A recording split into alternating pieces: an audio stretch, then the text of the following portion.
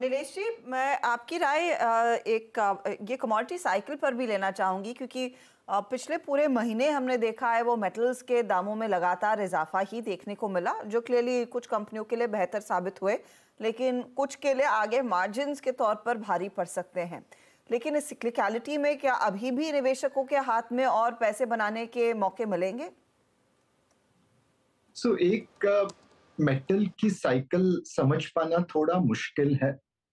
And इस बार एक तरफ आप देखें तो ग्रोथ कम हो रही है और दूसरी तरफ मेटल के दाम बढ़ रहे हैं।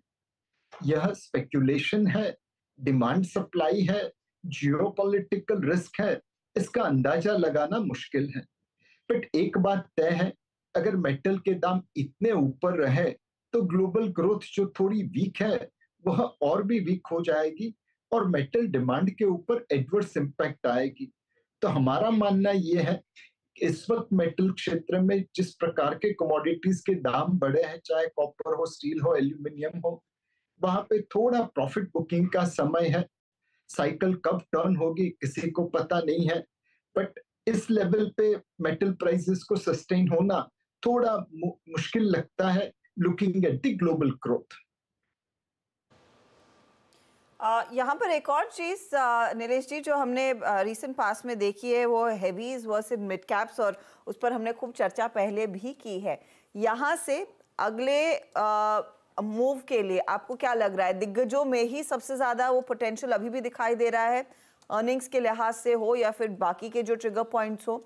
ये साल दिग्गजों के नाम ही है अब तक। तीन क्षेत्र जिसे हम देखें जिन्होंने अच्छा परफॉर्मेंस नहीं किया है, अंडर परफॉर्म किया है, वह है आईटी, एफएमसीजी और प्राइवेट बैंक्स। इन तीन क्षेत्रों में ज्यादातर दिग्गज कंपनियां हैं और उनकी वैल्यूएशन डी रेट हुई है। उनकी इन्वेस्टर्स ने जनरली खरीदारी नहीं की है, प्रॉफिट बुक किया है या वहां पे नए नए पैसे नहीं लगाए हैं। अब अगर मॉनसून अच्छा होता है तो हो सकता है एफएमसीजी कंपनी को फायदा हो। अगर लिक्विडिटी अच्छी रहती है और ब्याज के दरों में कटौती होती है तो हो सकता है प्राइवेट बैंक्स को भी फायदा हो। और अगर वॉल्यूम ग्रोथ आता है आईटी क्षेत्र में तो आईटी क्षेत्र को भी फायदा होगा। ये तीनों सेक्टर की अंडर परफॉर्मेंस होने की वजह से वैल्यूएशन अब आपकी फेवर में है और ट्रिगर है मॉनसून के, वॉल्यूम ग्रोथ के या रेट कट्स एंड लिक्विडिटी के, जो इन क्षेत्र को सहारा दे सकते हैं। यह आज नहीं होगा वो सर्टेन है, बट आने वाले 6-9 महीनों में शायद इसमें से कोई ना कोई घटना घटित हो जाए। अगर ये होगा तो ये तीन सेक्टर चलेंगे और उनमें दिग्गज कंपनी का चलना स्वाभाविक है। तो ये सारे कारणों की वजह से मुझे लगता है कि large cap risk adjusted return wise अब सबसे अच्छा मौका दे रहे हैं। मिड और स्मॉल कैप में आपको बहुत सिलेक्टिव होना पड़ेगा और माइक्रो कैप और एसएमई में प्रॉफिट बुक करने का समय है। कि आपका व्यू कंसिस्टेंट रहा है। एक आखिरी सवाल मेरी तरफ से, वोडाफोन आइडिया का एफपीओ आया और एक ऑब्वियसली स्टॉक स्पेसिफिक सवाल नहीं है मेरा, लेकिन मैं एक बहुत जनरल सवाल पूछ रहा हूँ आपसे। एक 18,000 करोड़ के एफपीओ पर 1.25 लाख करोड़ की बोलियां, ये क्या बता रहा है आपको? क्या ये एक सेक्टर में कॉन्फिडेंस है कि जो इतना बड़े सिर्फ एक होप ट्रेड पर लोगों ने इतना पैसा लगा दिया, या फिर ये भारत की ग्रोथ स्टोरी पर एक कॉन्फिडेंस है? और इस स्पेस में अब आपका क्या व्यू है?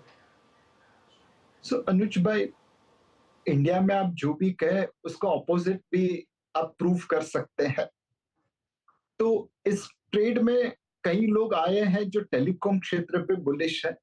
उन्हें लगता है इलेक्शन के बाद टेलीकॉम आरपूस में अपवर्ड रिविजन होगा एंड उस वजह से टेलीकॉम कंपनीज को फायदा होगा। कुछ लोगों ने कंपनी स्पेसिफिक कॉल लिया है कि ये कैपिटल इन्फ्यूजन की वजह से उनकी सेकेंड इनिंग चालू होगी। एंड सरकार भी कह रही है कि हमें भारत में ड्यूओपोली नहीं चाहिए, कम से कम 3-4 कंपनीज चाहिए टेलीकॉम क्षेत्र में। तो हो सकता है कोई ना कोई कंसेशन मिलेगा, कोई ना कोई बेनिफिट मिलेगा, कोई ना कोई पॉलिसी चेंज होगा जो इस कंपनी को बेनिफिट होगा। तीसरा, कुछ ऐसे लोग हैं जिन्होंने देखा होगा कि भाई ये 10 रुपए का स्टॉक है, चलो निवेश कर देते हैं, देखी जाएगी क्या होगा। तो मेरे हिसाब से अलग अलग प्रकार के लोग अलग अलग व्यू से इस कंपनी में आए हैं। मैं आशा रखता हूं कि समझदार लोग ज्यादा आए होंगे, मोमेंटम चेजर्स कम आए होंगे। नीलेश जी, बहुत बहुत शुक्रिया हमारे लिए समय निकालने के लिए। It's always a pleasure speaking to you sir.